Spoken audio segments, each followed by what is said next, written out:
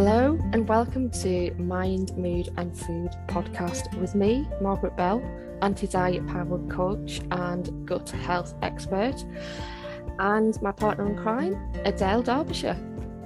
Hello, I am a yoga teacher and creator of Find Your Inner Sparkle, which is a toolbox, 50 ways to help you to look and feel better from the inside out. And this being our last podcast of series 1. Wow. Ooh, I can't believe it. Is the power of now. What a fab one to end on. I can't believe we've done like 12 months of podcasts. Flipping it. Like we should have brought pom-poms and firecrackers or something. Or we should get better at the tech and interject some, some like some sound effects. Yeah. I mean, this is New Year as well, right? It is, have some fireworks going off. And right. I'm saying this thinking, Carol. When you listen to this, there may be fireworks just round about now. So we'll leave a space to put them in. So the power of now. That seems like a really, really interesting subject, because I know a lot of us can kind of get tied up in, I think we've obviously done a podcast on the I'll be happy when kind of situation, and I presume that this is linked into that some way. But when we do these kind of things, not just necessarily I'll be happy when, but the kind of always looking forward or always looking back, we're never really taking note of what's going on around us at the time. And I presume that's what the power of now kind of taps into. Am I right? Yeah, I mean, it's mindfulness, basically. And the more we can bring ourselves into the now, the better. It just came to mind when you were talking then, there's I can't think who says it though, who the quote's by. Life is what happens when you're busy making other plans. And it's like, because we're always forward thinking, or we're always raking over things that have happened in the past. And the inspiration for this podcast is Eckhart Tolle, or Eckhart Tolle, however you say it, who's written the book The Power of Now. And when we are caught up in our mind and the affliction of the mind, which is, overthinking basically, we can never be happy. And this is what Eckhart Tolle, I think he said this to Russell Brand on one of his podcasts, I think it was, but you can't be happy in the conditional mind. So if you're searching for it and you're thinking about what will make you happy and trying to find that thing, you're just like, you're in that future. It's not real, because the only reality is this second now it's gone. This one, so like what we were just talking about 10 minutes ago, that's gone now. And when we try and recall that back to memory, it's not real. It's not real, because your recollection of it will be different to mine, because it's all about your perception of your own personal conditioning. We've got all that to layer over it, so it's not the only real, if it is real, get into like quantum field and stuff, but the only moment we've got is now. And that's the time to be living in. And if you're trying to search for that happiness, searching for happiness, you're never going to find it, because it's not something that you can just search and find. It's not an actual physical thing, so how can you search and find happiness? I even heard yesterday that on something I was listening to, that it's not even a feeling or an emotion. Can't think how I thought, well, happiness is an emotion, surely that's what it is. But this guy was saying, it's our natural state. We are spiritual beings in a human body. We're spiritual beings having a human experience is what he was saying. And happiness is our birthright. Happiness is happiness and just joy and contentment and peace. They're there behind what we cloud up with all this junk that we overlay on the things that we've got to do, the obligations that we've got, the mortgage to pay, the bills, the way that we think, the way that we think we should look or should sound. And so that's all conditional mind. You know, and if we're trying to attain or reach something, and then it is like you say, it does overlay with the I'll be happy when one, because we will never get there. Because then once you've, you know, say you say I'll be happy when I've lost the stone, as we talked about, then you get there, so you're in that moment. But there'll be something else that'll be clouding your happiness. And it'll be future based or in the past. Because if you, for the example, lose that stone, you're still technically the same person. So it's like when people, you know, you search up on the internet about people who've won the lottery and they're still miserable. That literally came up on something I was looking at yesterday on TikTok, I think it was. This young girl, she, you know, she had the fancy clothes and she had the red bottom shoes, and she was all like, you know, you'd think, oh, she must be really happy because she's got it all. And she wasn't. She was miserable. And the reason is because we think that having those things is going to make us happy, and then we find that when we get them, if there's still this empty void. So being in the moment and being in the now is the magic of, you know, asking yourself questions like, do I have a problem right now? You know, do I have a problem right now? Because I'm not very well at the minute. You know, I've got a little bit of the old virus. But do I have a problem right now? Well, not really. I'm still functioning all right. I could be better. I could be more weller. I don't know what the word is because the brain's got fog in it. But yeah, I could be healthier in this moment, that's for sure. But I'll get there, you know. Got a bug that I'm fighting, that's all right.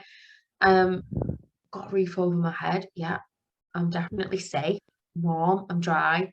I'm having a lovely chat to you. We're having a nice time, you know, we're making our podcast, and no, I've got a drink of water, got my dog with me, you know, like, so I don't have a massive problem right now. But if I was to just sit here and probably let my mind do what it normally does, I will be starting to think, you know, well, I'm going away in a couple of days and I'm not ready and I've not got everything sorted, or what if this? And you go down that what if this, what if that, and your mind just dramatizes everything. What if we get stuck in traffic? What if you know, we don't get there till late because of the traffic? What if the car breaks down? You know, like your mind is just crackers, basically, just makes things up. And it's not like 9 times out of 10, when does any of this stuff even happen? The amount of times I've spent thinking about what if, say I'm going to go and give a speech, a presentation. It's a good one because it stresses people out, doesn't it? So you've got to go and give a speech, you've got to go and do a little presentation in front of like 10 people that you've agreed to do. So all week you just spend the whole week, what if you forget your words? What if people don't like it? What if you come across not very well? What if you never get invited back? What if everyone hates you? What if you don't look nice? You know, what are you going to wear? You spend all week doing that. You've really ruined your week. You've ruined your now. Every one of those moments in your life was happening to you whilst you were busy making your other plans. Then the day before the event, the person sends you an email because it's had to get cancelled because they didn't sell enough tickets. Oh. What would your week have been like if you'd not been doing that? I mean, exactly. Make some plans. Like this is the thing. It's a bit of a balance. You know, we can't all just not think about anything at all in the future and live in the now without given any thought, because we do need to plan. We need to plan our holidays. We need to plan work events and trips and things that we're going to do. But it's just, to me, about not spending any more time in that future than you have to. So there's a difference between me sitting down in the now and drafting a presentation or a speech that I'm going to give, and being in that present moment, because I'm creating it. I'm going to add color to my slides. I'm going to, research things off the internet and make it like but I'm in the now. I'm having a real good time creating and exploring the subject. And there's a difference between that and then once that's done, sitting there and worrying about it and just like going over it and over it and what if this and what if that. So there's a difference between that. Yeah, definitely. I can let you on to a little bit of an insight actually, because today I did an actual presentation for a recruitment company over in Chester, and there were 16 people there. The night before I got the list, and I was like, oh, 16. Oh, flipping heck. It was going to be 20, but 4 had other stuff going on. And I got that feeling in my stomach. Oh, God. Which is dead normal, yeah. Public speaking, I think there's a list of legitimate fears or something I read once, which was amazing. And that some of the things, fear of dying and all that sort of stuff, but public speaking is one that's up there with that. But the feedback that I got afterwards, because this was an introduction workshop, is that they all want to go on to more in-depth, more workshops. So it's like, you really are worrying over note. Yeah. And what a waste of energy and life and happiness, it's a waste of you're getting yourself back to that natural state of just being instead of living in the mind. So in the book The Power of Now, by Eckhart Tolle, there's a little story that he tells about a beggar. It's like a little fable, so I thought I'd just read it because it is quite nice, but it just demonstrates, that Eckhart Tolle had this experience of enlightenment, that there are not many people that have had that like blast of enlightenment, that just it's just this momentary aha moment that they suddenly see all of this suffering that we put ourselves through by overthinking, and like this is his life's work, teaching us about living in the now. And what a beautiful gift we've all got for free inside of each and every one of us if we only could see it. So he writes at the beginning of the book, a beggar had been sitting by the side of the road for over 30 years. One day a stranger walked by. Spare some change, mumbled the beggar, mechanically holding out his baseball cap. I have nothing to give you, said the stranger, and then he asked, what's that you're sitting on? Nothing, replied the beggar, just an old box that I've been sitting on for as long as I can remember. Ever looked inside? Asked the stranger. No, said the beggar. What's the point? There's nothing in there. Have a look inside, insisted the stranger. So the beggar managed to pry open the lid, and inside he saw that the box was filled with gold. So in the book, he's telling us, obviously, what the beggar had been sat on for 30 years. And he'd never bothered to just look inside. And I just love it because what he's telling us is, we need to look inside of us, because what most of us do is we search outside of ourselves, find that peace, to find that joy, and we search for it in red bottom shoes, we search for it in jewelry, we search for it in other people, in finding love. Like, we'll be happy when we find love. We need someone else. We don't feel complete, we don't feel whole. But that love, first and foremost, you've got to look for it in yourself. Exactly. And so he says, those who have not found their true wealth, which is the radiant joy of being and the deep, unshakable peace that comes with it, are beggars. Even if they have great material wealth, like the lottery winner, they are looking outside for scraps of pleasure or fulfillment, for validation, security, or love, while they have treasure within that not only includes all those things, but is infinitely greater than anything the world can offer. It's like, ooh. Mic drop. And this is the kind of start of the book, because it's all inside of us, and you then go on to think, well, tell me how, like, how do I get it? We can look inside. What do you mean? And so the power of now is one of the keys to opening that box full of gold. It's the more that when I work with clients, one-to-one clients, on management of stress, anxiety, depression, low mood, low confidence, all of that stuff, it comes from the fact that they're not living in the moment. Yeah. And I've worked really hard to kind of train myself to do that, because I used to be terrible at that. Like I said, I would be worrying all week about something, and then I'd get angry because it didn't happen. And I spent all week worried about this. And then it taught me, well, there you What's the go point then. of worrying? So Stop that worrying. I've got really good at catching my mind, but it does take practice. Yeah, It takes does. awareness of your own thinking, because you will find that you do it all the bloody time, because Yeah. you're always planning and planning. And like I said, then it's discerning the difference between, am I using my mind purposefully in this moment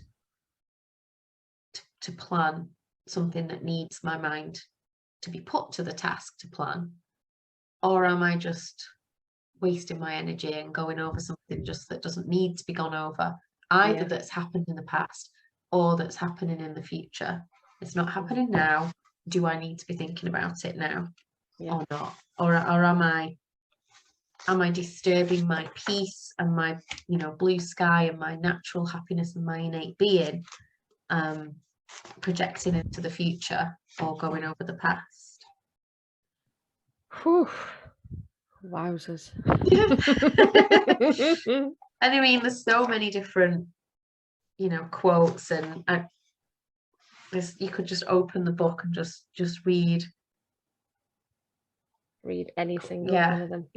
It's just, I would recommend the book, and mine is like highlighted and underlined, and I'm going to be reading bits of it in my my social media. I think sometimes just to read like little snippets of the book, or read it together, going through it on something like Instagram or TikTok's a really good way, because not everybody has, I don't say not everyone's got the time to sit and read all these spiritual books like I do, but I make the time because I do love it. So I'm really invested, I'm really interested in it. And I get that, that's not everybody's thing. So if people do want to have like little snippets and dip in and out, then maybe just look up some of my stuff on Instagram or in my Facebook group, Find Your Inner Sparkle with Adele, or, on my socials. Then I can sprinkle that sparkle and sprinkle those bits of spirituality in there without you having to put down your Jackie Collins or whatever and swap it for the power of now. But this is my Jackie Collins. This is my bedtime reading. Oh I my love God. it. Well, you've definitely sparked my interest in the book, Adele. I think I'll be getting a copy of that for sure. It sounds amazing. Yeah, definitely. I think I shared a little saying with you, and I really must find out who the heck said this, but I think it sums up perfectly what we've been talking about. You are the sky, the rest is just weather. Mm-hmm. It comes and goes, but the sky's permanent. Exactly, and that is your inner being, your true nature, your finding your way back. When we talk about finding our way back home to that bliss and that pure joy. And I mean, this is a beautiful one to put out in the new year. Like, this is going out on New Year's Eve or New Year's Day, for 2023. At the end of our first year in doing these podcasts. So do want to wish everybody a happy new year, and happy new year. Hopefully, happy new year. Hopefully use some of this instead of putting yourself under a lot of pressure and putting all those New Year's resolutions in like now on day one, and you still got all that leftover Christmas food in your fridge and stuff like that. Using some of the power of now just to just bring you back down, bring you into the moment, and really enjoy the now, enjoy your life, enjoy today. So we're busy planning, obviously, and it's 2023, it's a new year. People are going to be wanting to set their goals and to like, where do I want to be at the end of 2023? And it's all that kind of energy at the moment, isn't it? So this is a bit of a reverse to that, maybe a little bit of an antidote to it. Just to slow down, take your time. It's just another day. Your own pace. Yeah, don't put any pressure on yourself to be anywhere. It's have dreams, absolutely. I absolutely do. believe in law of attraction and manifesting and all that sort of stuff, but I do like to balance it with, going with the flow and being in the moment, being in the now, and just managing your own peace and happiness and joy along the way, along the journey, and just having fun. So, putting too much pressure on yourself at this time of year is really common. And then you just feel guilty when you've like failed, because if you put too much of a big pressure on yourself, if it doesn't happen, then you're going to be beating yourself up. So have that kind of broad vision, make your vision boards and have a lot of fun, but again, do that in the now. Do that in the now, have fun with it if you want to do that, and then just relax, breathe. And if there isn't 3 New Year's resolutions that are just perfect: peace, joy, happiness. Yeah, baby. That's going on my list this year. Oh, it's been wonderful. It has been. Oh, a year. My God. Next time you'll be hearing us, it'll be our 1-year anniversary. Series 2 Series of Mind, Mood and Food. Yeah.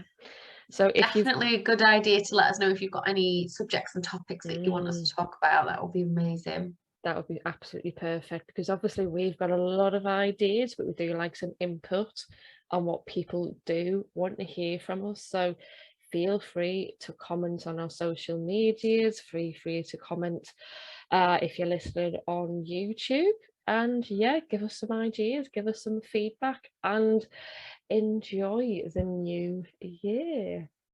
New year, new time, new energy. So it's a good time. Just go with it, have fun, and we'll see you in a couple of weeks' time. Yeah, 2023. Don't forget to like and subscribe. See you later. Bye, everyone.